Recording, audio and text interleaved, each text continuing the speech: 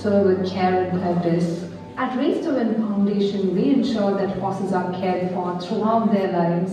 Hello everyone, ఒక happy news మీ అందరికీ. ఈరోజు నేను ఫలక్నుమా ప్యాలెస్లో నా ఫస్ట్ నేషనల్ అవార్డు తీసుకున్నాను.